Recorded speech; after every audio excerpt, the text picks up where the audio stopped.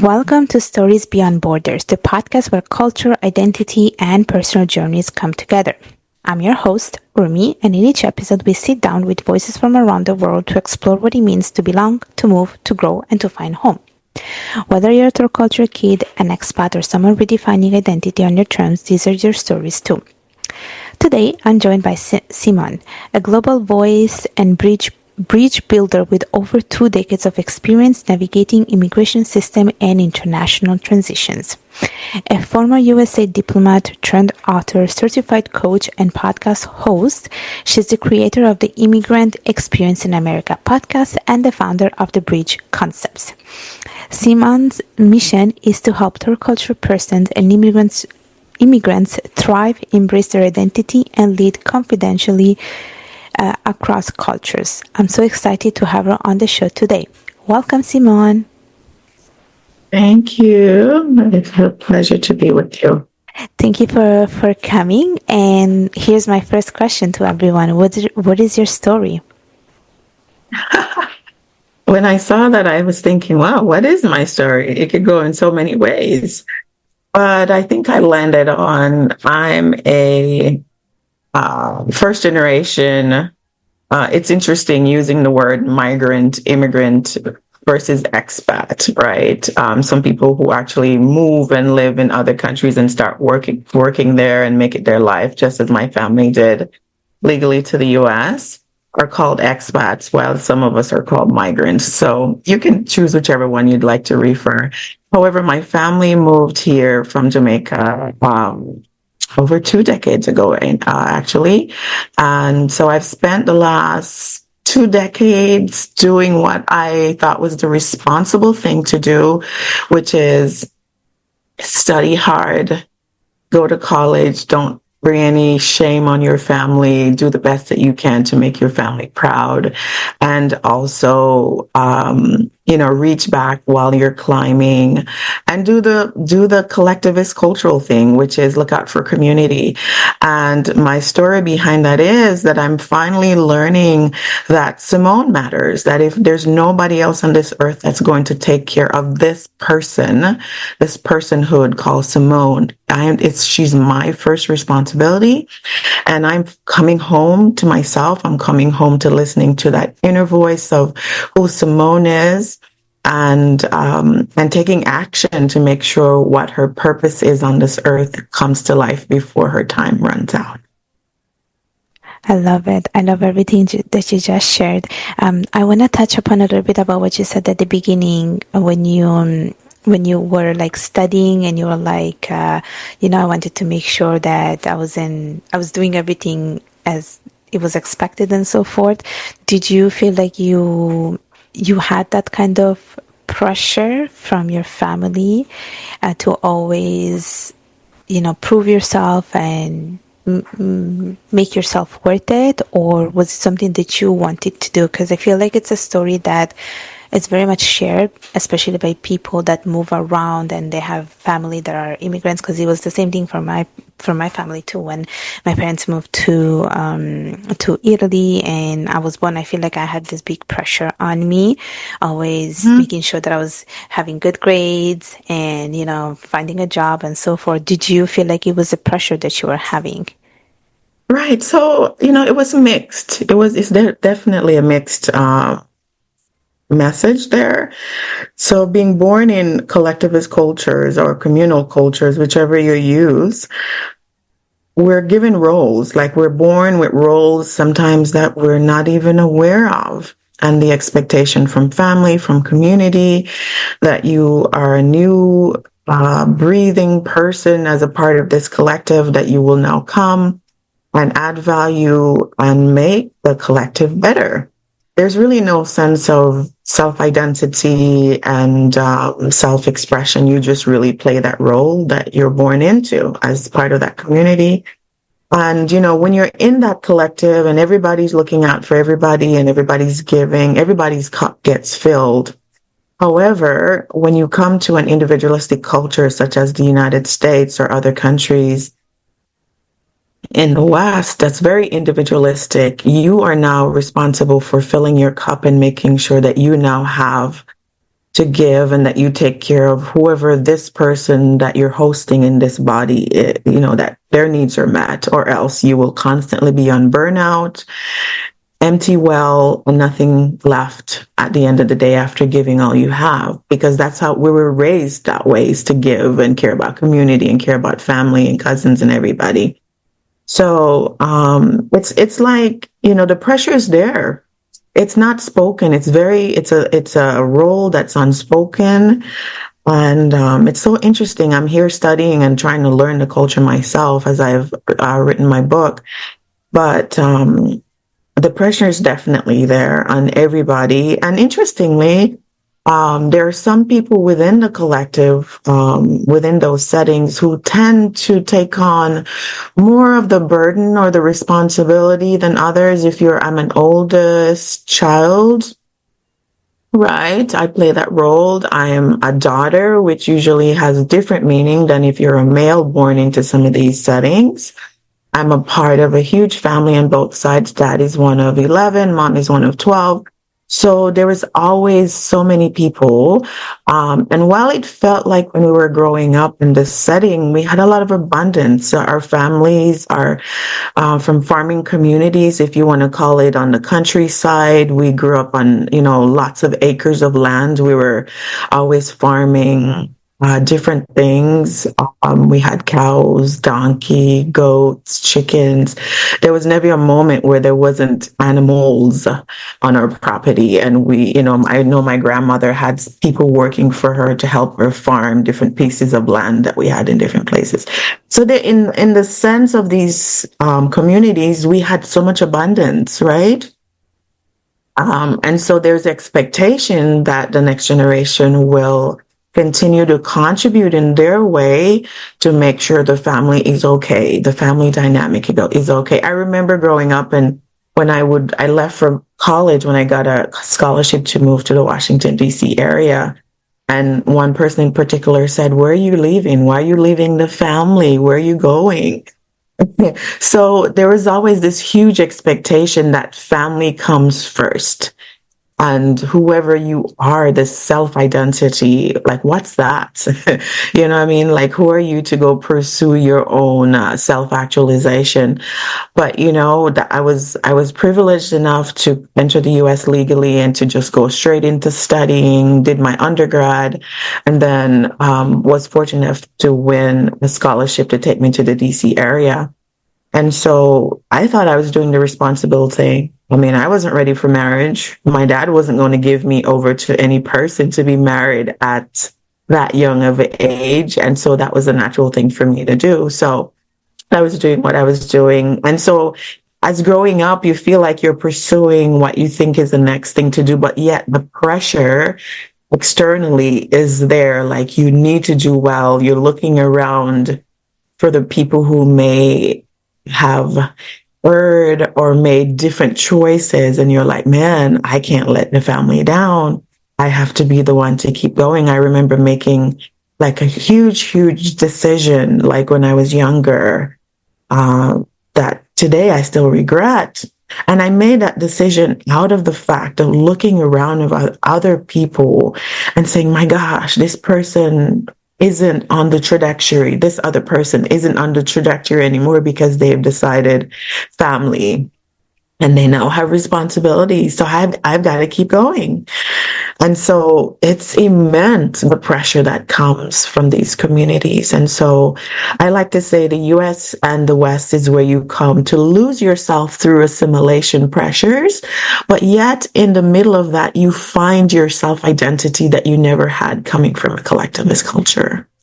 So in short, I'll end there. I don't want to keep going because I could talk about this for days because it's been my own personal journey. It's been very painful.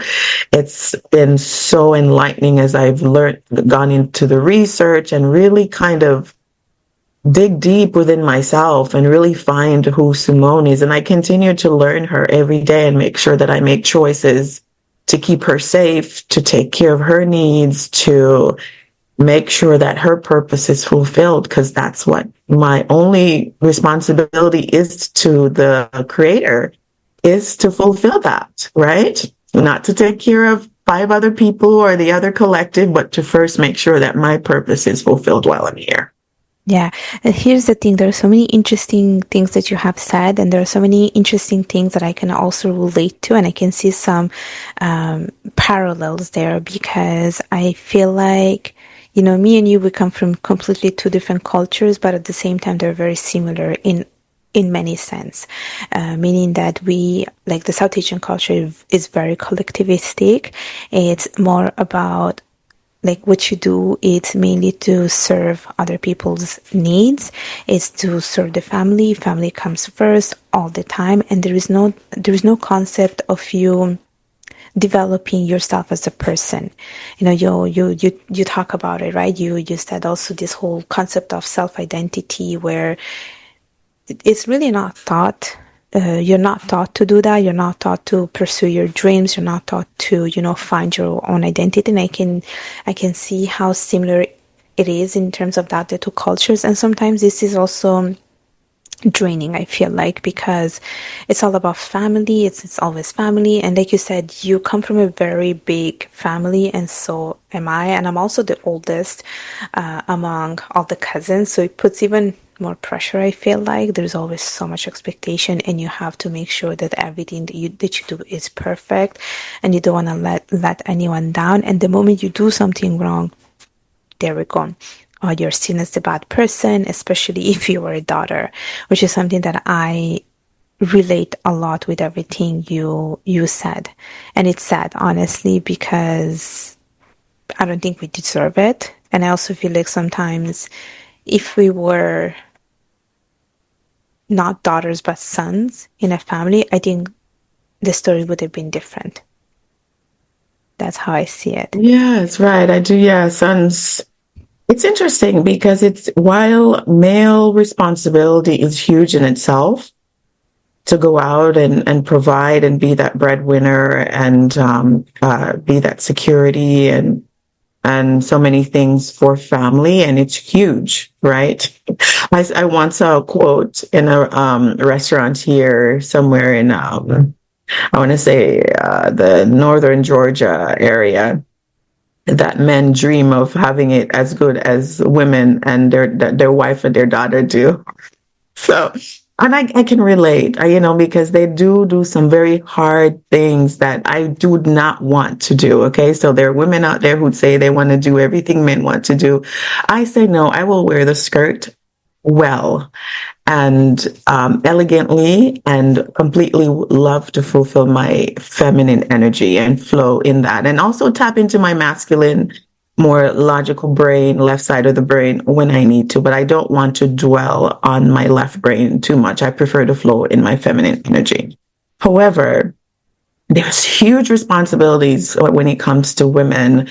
We're oftentimes administrators. We do everything else. So while they go out and they earn, women fill every other role that you can think of.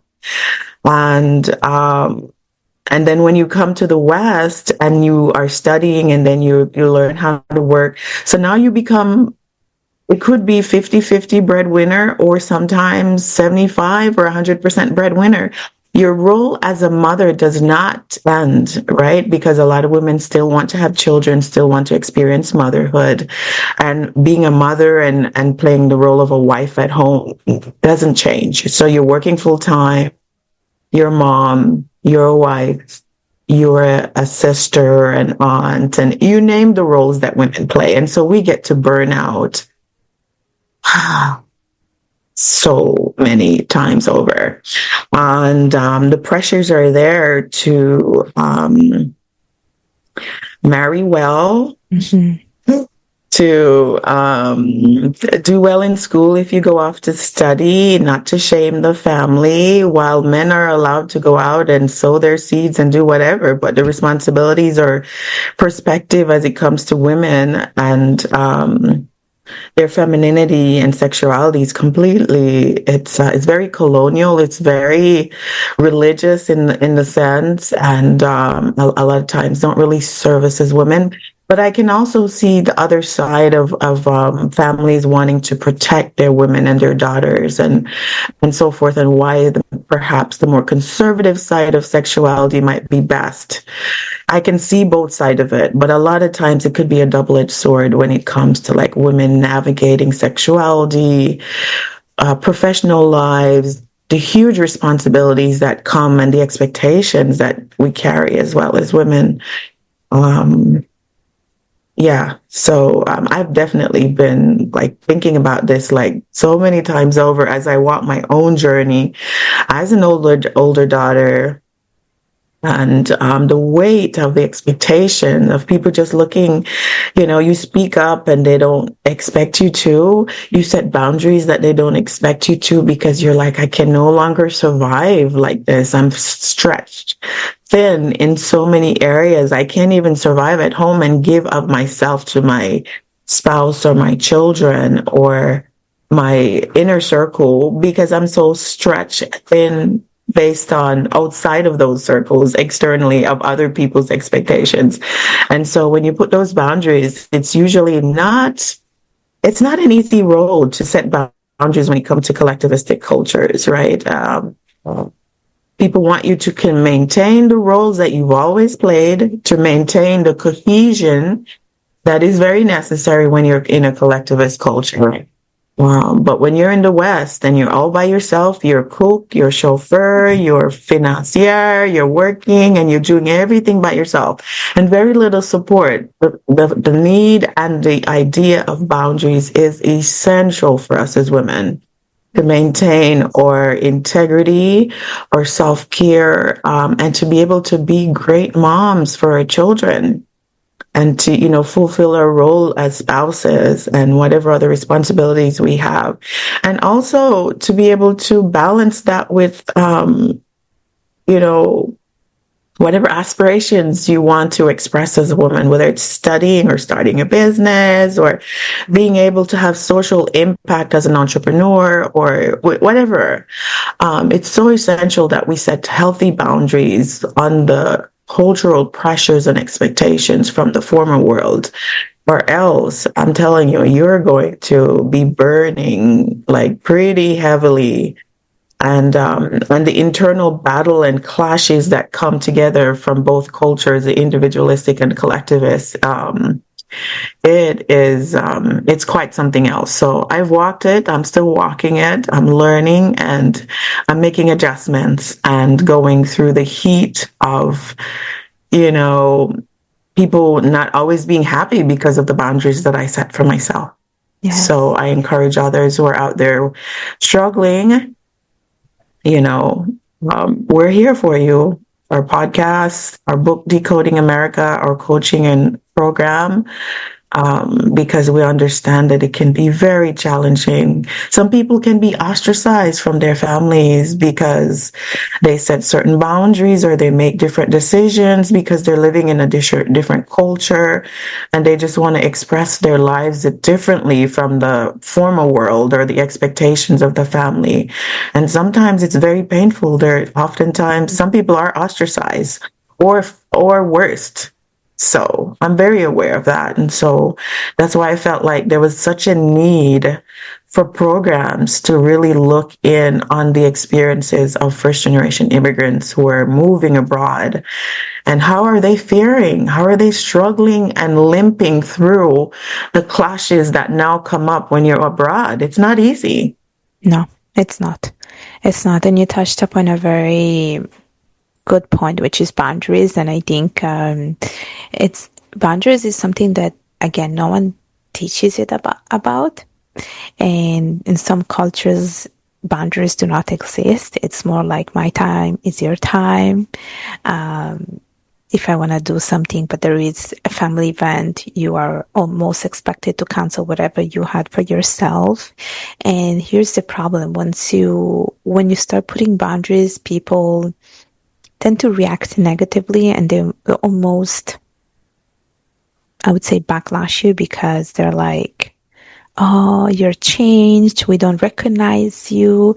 And we go back to the same concept that not everyone knows about boundaries. And I think it's important to put healthy boundaries with family members. And I have read many books about this, especially putting boundaries with family members, because again, it's like you said, if you're not putting boundaries, you're burning yourself, and you need to protect your energy. You need to protect yourself. So you did touch a good point. And I do want to touch upon also your podcast, because you do have a podcast and you do have a lot of resources. So I wanted to know if you can share a little bit about what your podcast is about and when did you start it and so forth. Sure, sure. So, the name of my podcast is The Immigrant Experience in America. And we started literally, I was pushed out. I wanted to do this back in 2015. And I was so scared to tell my personal story and put my face out there that I recoiled. I hid for 5 or 6 years. And it took my mom passing January 1, 2021. And it hit me like a ton of brick. I was like, my mom's gone. I'm now fully an adult. There's nobody else covering me. Because my grandma passed 2020. My mom passed almost a year later because she was ill for about 10 years. And so she passed. But we always kind of expected her to rebound. But this time around, in the middle of COVID, she left us January 1, 2021. And then so having lost my paternal grandmother and previously my maternal grandmother, so there's paternal grandma gone, maternal grandma is gone, and my mom now gone. I'm the next older female, basically, right outside of my aunts. And having a daughter, I was just like, man, I literally came back after bringing her home to be buried in the middle of COVID. And I was like, man, it was such a rude awakening for me. I was like, if I have something to do, I need to get to it now. I was overweight. I started a diet. I dropped like 30 pounds within a few months, like 30 days. I was so motivated. I need to be healthy. I need to be alive for my little one. I need to be here. And so I just started, which is like, what is it that was on my heart that I need to get done? Because tomorrow isn't promised. And I started working on kind of the whole concept of the podcast and my own personal experience. And I was like, certainly, I don't need to go get a PhD to be seen as a thought leader in anything. My own journey as an immigrant leaving Jamaica to the US has so much wealth of knowledge that I could share with others. And I was listening to a few other podcasts that really inspired me. I could interview immigrants and talk to them about their journey and how they're faring and how are they managing these challenges of being an immigrant in another country. And so I launched January 2022. We're now officially 3 years I think this is our 4th season, but we've released episodes for 3 years. And, so we've talked to people all around the world, really, about what it's like. I spoke to a lady, Nigerian, living in the UK, now living in Germany because she brought her daughter to go to high school in Germany. So interesting as she's navigated those two worlds, right? A Chinese gentleman who got married to an American and then moved to the UK and what that experience was like. And lots of people like refugees, international students, professional, like medical doctors from the Philippines who left their professional life in another country and have to start all over in the West because their credentials just didn't translate, or they would have to go all over and redo a whole lot of studies in order to now practice as a medical doctor. So the stories like that, the realities of what it means when you give up life in your home country and what it means to come here. So we're now over 180 episodes. We're streaming. The last time in our first year, we hit like 50 countries. So we're about over 100 countries now after 3 years. And I'm very pleased that we've kept it up. We release episodes every Wednesday on different platforms, Apple, Spotify, Amazon, and wherever you get your podcast platform, because we can tell people overseas are here getting access to our podcast and are listening. So anywhere you get your podcast. So that led into, I went through a season where as I listened and really allowed myself to do what I felt like was really coming up and flowing out from deep inside of me. And it's almost like it was a divine download. Like I would go to bed and I couldn't sleep. Information, ideas were just coming, coming, coming. But I was so scared from 2015, and I finally allowed myself to stop and listen and write down and just do what I felt deeply passionate about. I felt like I finally tapped into what I was here to be doing all this time. And so that led into me writing a book last year that was published in over Christmas 2024 called Decoding America. And the book talks about, you know, the US government system, the US culture, food. How do you eat when you're used to eating a different way from a different world? Like, what do you now eat? And I now have so many food allergies that I can't just eat anything or else I pack on the pounds. And so in order for me to be healthy, I've had to figure out, what do I now eat in this world of processed food, ultra processed food, and additives and hormones and antibiotics that make me sick. Like I can't, I have a shellfish allergy. I grew up eating shrimp and shellfish on the island because I was born in an island all my life. And then once I moved to the US, I couldn't eat it anymore. Very bad allergy. I would go to a Chinese restaurant and, for example, and if there's cross contamination, if somebody using the spoon or the fork in from one dish to the other, I end up having swelling and I'm in the emergency room that night. So it's that serious for me. I have a lactose intolerant. Anything with dairy, I can't handle. But yet, if I travel to other places, I can eat dairy there.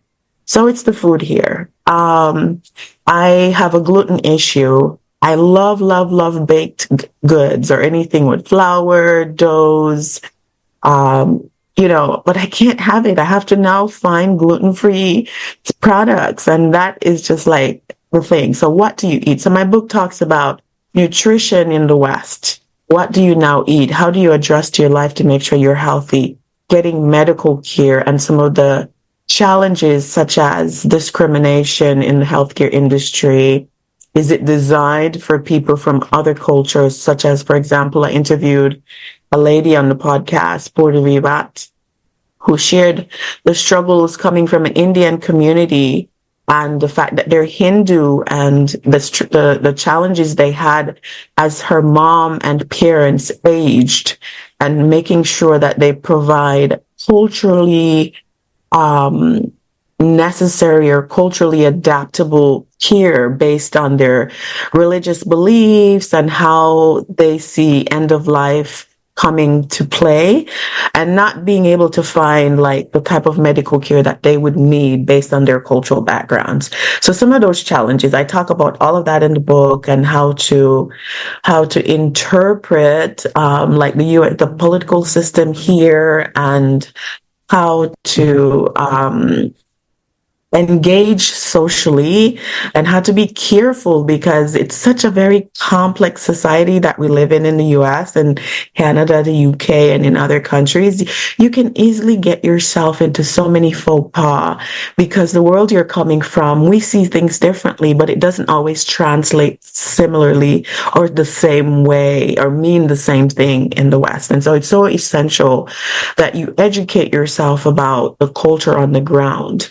So through my own experience, my own stories, my own pitfalls, those of my guests, I've written this book called Decoding America, which can be found online anywhere books are sold. Really talking about the experience, the immigrant experience of decoding the new place that you're living in. And out of that, I launched my coaching program called Thrive Abroad, focused on first generation, high achieving immigrants and their children, first generation Americans, first generation Canadians, first generation, for example, you would be called first generation Italian, children born to immigrant parents, and being third culture kids, third culture persons, and the fact that you're becoming a hybrid of your old birth country and the new place that you're now living, and sometimes multiple countries, as in the case of yourself. How do you now manage that dynamic, and who are your people? Because you often don't fit in the home culture anymore, the birth country, because you've changed and you've never really fit into the new world that you've moved to anyway. You're trying to learn the culture so you can adapt and assimilate or integrate the new culture into the place that you're coming from. So you've never really fit.